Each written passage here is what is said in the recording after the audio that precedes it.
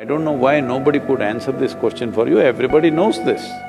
So, you went to Vipassana, that means you must just shut up and do it, not ask this question, that question. You know what is my handicap? You want to know?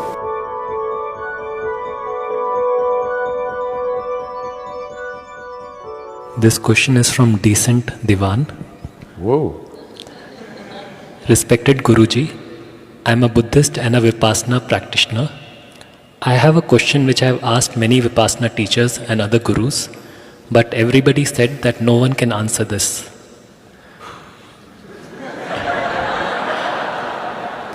In one of your video you mentioned, and also it is said in Buddhism, that rebirth is due to our unfulfilled desire or karma. I accept this, but then a question arises. Let us suppose I took birth for millions of times because of my karma desire, but before my very first birth, there was no body, no mind, karma, desire, or nothing of me existed. Then why and how that very first birth came to existence?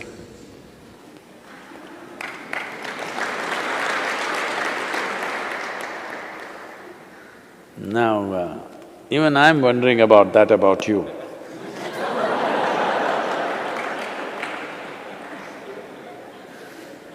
Well, now you're a decent guy, I'm like this, what to do?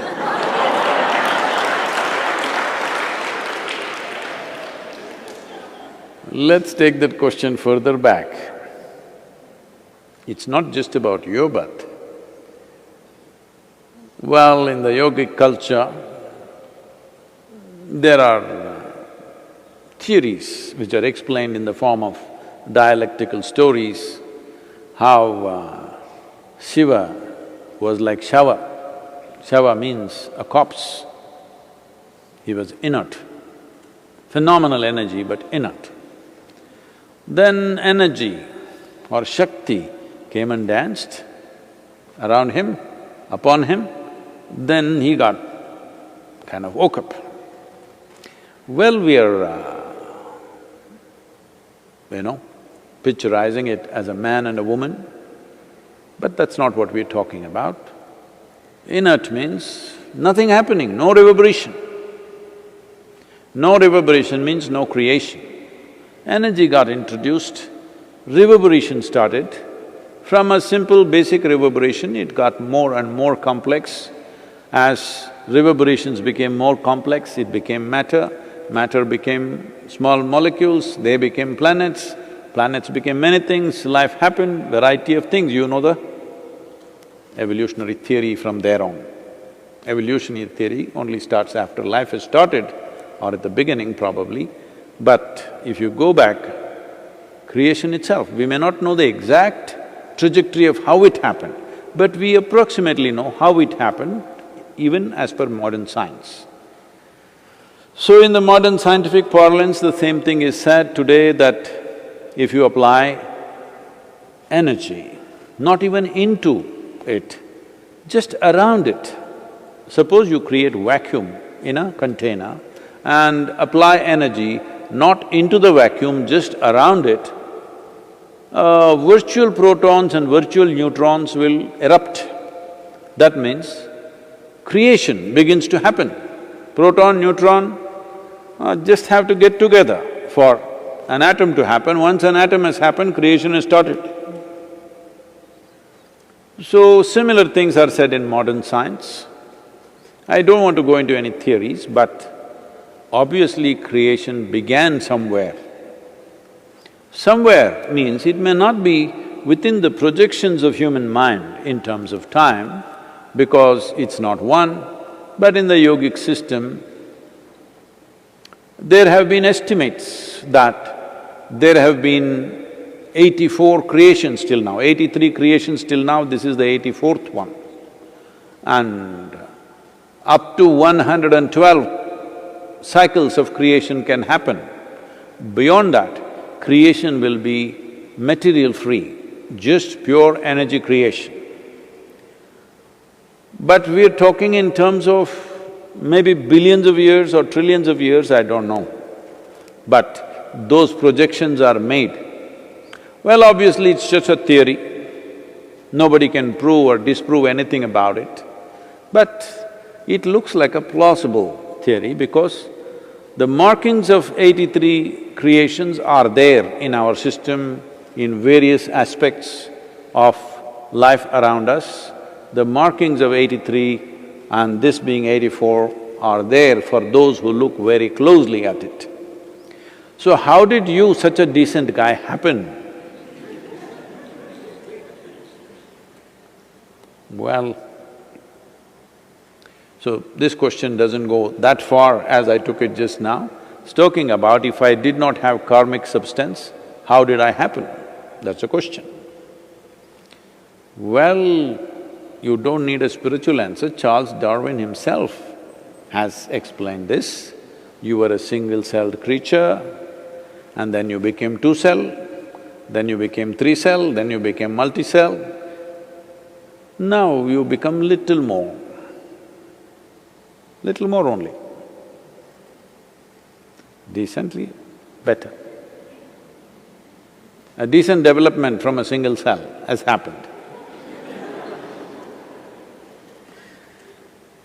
So, in the process from the single-celled animal, from an atom to a molecule, right now this is a wonderful time to ask this question because there is virus. A virus is not a full-fledged life. It has proteins and enzymes to make it a life, but it's not yet life. Only when it enters your cell, it has a life. But by itself, it has no life, just a certain combo of protein. So decent, what? Dushyanta? Divan. Oh. So you were also pre-life, became life, became more and more complex life. Complexity itself is karma.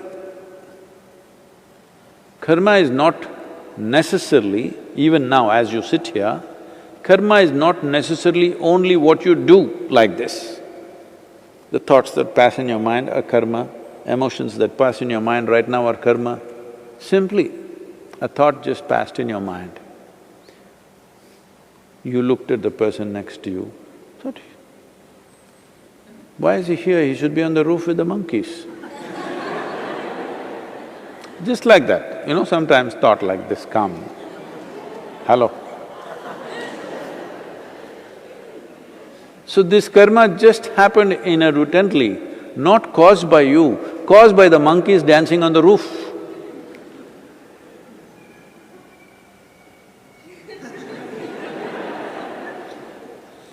So, because monkeys came there, you looked at this guy. At a certain angle, he looked a certain way to you. Maybe it's the lighting, maybe it's the way he sat, maybe something, and a thought came and went. Now you performed a karma. That somewhere you look at another human being and you think he's a monkey. Now this won't stop here, do you understand? Now you looked at him and thought you're a monkey. Tomorrow, we changed your department and you're in the monkey department. Oh my God, I have to work with this monkey today. It will continue. And if suppose the situations are placed like that, he is in charge of the department, you have to work under him. Do I have to be instructed by a monkey like this? It will grow. And this is how you became a racist, all right? Because initially it's just a passing thought. Then depending on situations, how they corner you here, there, slowly it multiplies. This is even happening to every other creature. So gradually, karmic substance builds up, becomes more and more complex. Well, clearly, evolutionary sciences are telling us the initial human beings were very simple, half-bent human beings, very small brain, they couldn't think much, they just survived like any other creature. Everybody knows that, right? So from there you built your karma. I don't know why nobody could answer this question for you, everybody knows this. Maybe they thought you are not worth answering. Because I am such a fool, I don't think anybody is not worth answering. Because I don't think any question is not worth answering, I'm taking all kinds of idiotic questions from all over the world. So right now, you're wasting your time very indecently. Because these are all questions of the vain. Because mainly, your questioning is towards whoever those… I don't know who are those people that you ask questions. In some way you want to make a fool out of them. That's all you're interested in. You're not interested in knowing anything about yourself. You're not interested in having tools for your transformation or growth. You said you went for Vipassana. Vipassana means no questions.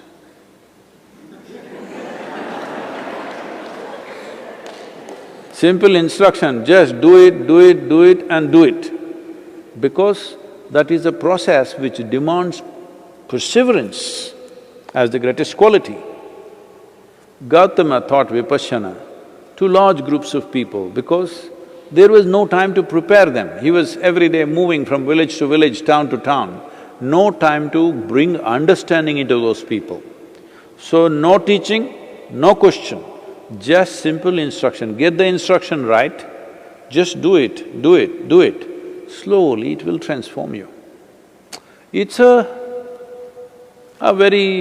bit laborious process, but a fantastic process that even if you have no clue what you're doing, if you just do it, slowly it will transform who you are. When I say transform you, every aspect of you, including your chemistry, gradually it will transform.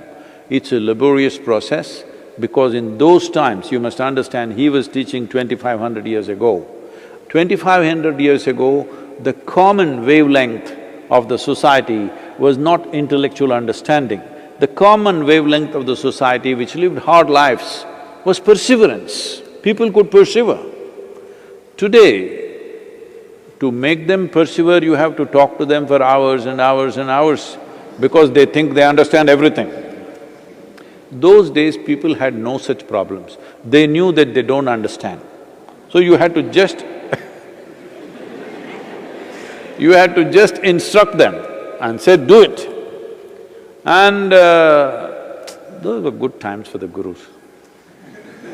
Because if you give an instruction and say, you must do it, you just do it. You know, my mother, some yogi in Nandi Hills, once we went to Nandi Hills and she showed me the cave where she was initiated. She gave… that yogi gave her some mantra, I don't know who he is anyway. And she never had a picture or she wouldn't even talk, utter his name. But every day she did something with eyes closed.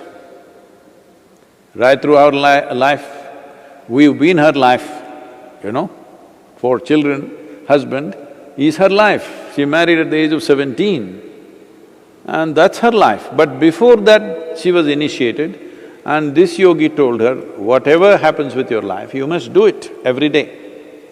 Every day she is doing something with her eyes closed. We say, what are you doing? Say, well, this yogi gave me a mantra, I just do it. We want to know what's the mantra.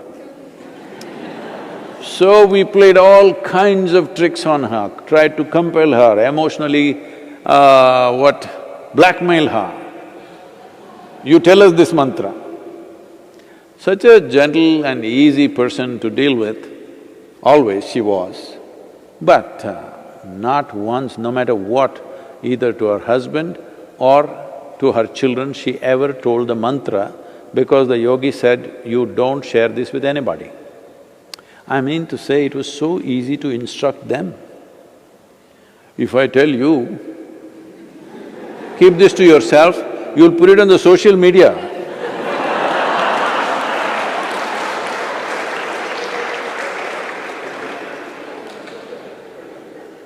So, because giving instruction was very effective and simple, In the previous generations, especially 2500 years ago, Gautama chose this path.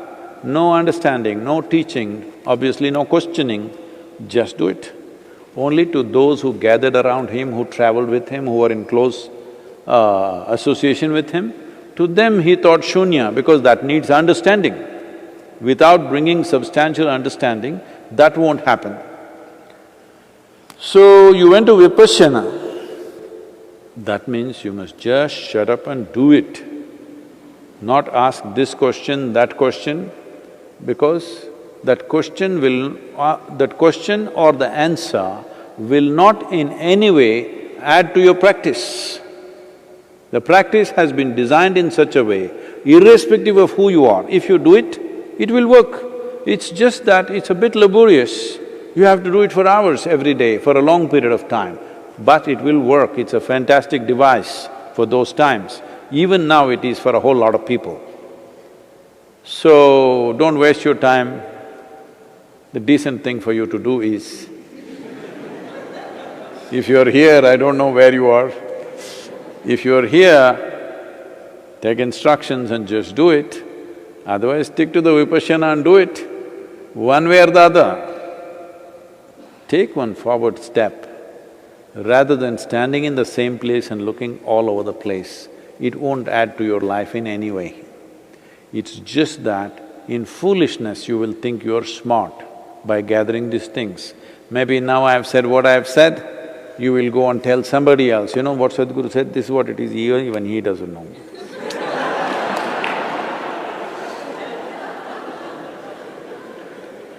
Or you will make it your answer and put it on the social media. Whatever you do, it's of no use. Existentially, if you want to move on, you must do something existential within you.